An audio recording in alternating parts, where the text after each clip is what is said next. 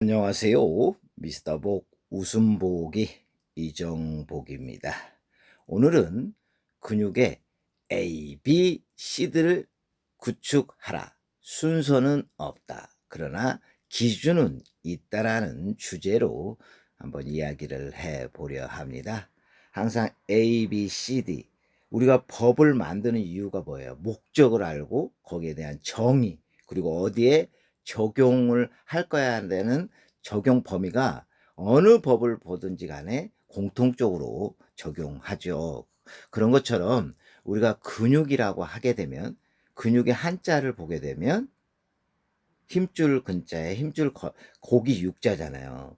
결국 이거를 내가 해석을 하면 결국 힘을 쓰는 부위가 근육이라는 것을 알 수가 있고요. 머슬도 마찬가지죠. 머슬도 이불 속에서 이 마우스, 쥐가 가는 어떤 형상을 해서 머슬이라는 정의를 내렸듯이 결국 근육을 너는 어떻게 정의를 내려야 할 때 우리는 항상 생김새 또는 해부 구조 또는 형상과 부위를 통해서 추론을 할 수가 있습니다. 그렇다면 근육의 역할을 해부 생리 계통에서는 어떻게 정의를 내느냐 하게 되면 근육의 역할, 정상이죠. 정상을 알아야 내가 비정상을 알 수 있듯이 첫 번째 움직임과 이동이죠. 결국 근육 서두에 이야기했듯이 결국은 힘을 발휘하는 거죠. 움직임이란 말이야.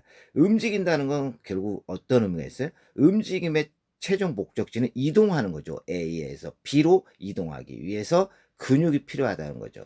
그 근육이 필요하기 위해서는 공급도 받아야 되겠지만 그 공급을 제대로 활용하는 결국 근육의 질과 양을 또 알 수가 있는 부분이고요.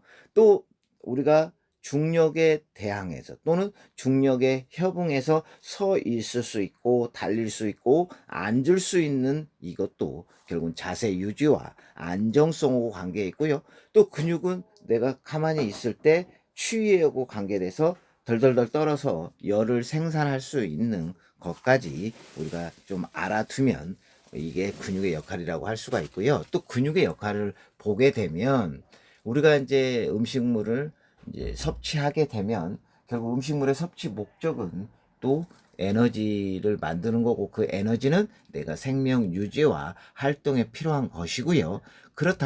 그렇다면 이 음식물을 통해서 우리가 포도당을 이제 섭취를 한단 말이에요. 탄수화물을 포도당으로 바꾸는 과정.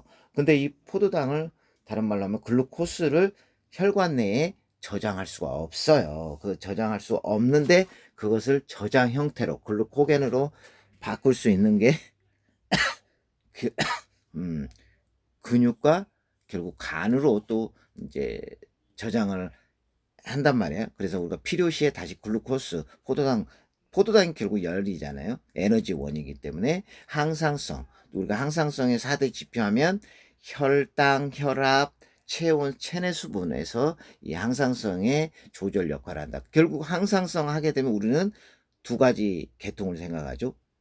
뇌와 신경계, 그러니까 신경계 플러스 뇌 분비계를 또 떠올리는 것도 좋을 것 같고요. 이제 우리가 동양의학적인 또 한의학적 관점에서는 간주근이라고 하지만 거기에 간주 거기서 좀 확장화 시키면 간주근건통으로 가면 결국 간은 주관한다. 무엇을? 근과 건과 통증. 왜 통증을 관여한다고 할까요?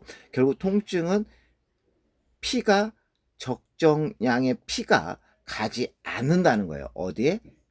조직 또는 기관 또는 확장적으로 계통에 가지 않는단 말이에요. 적정량에.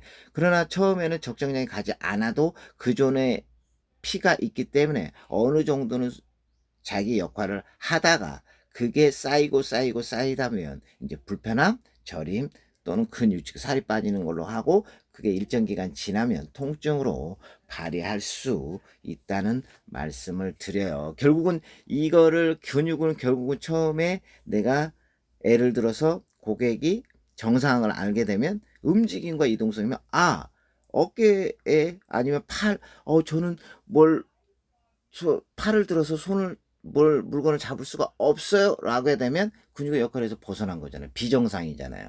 그럴 때 나는 이거는 근육의 문제구나. 그러면 내가 팔을 올릴 때 거상할 때 필요한 근육들이 어떤 근육들이 있느냐?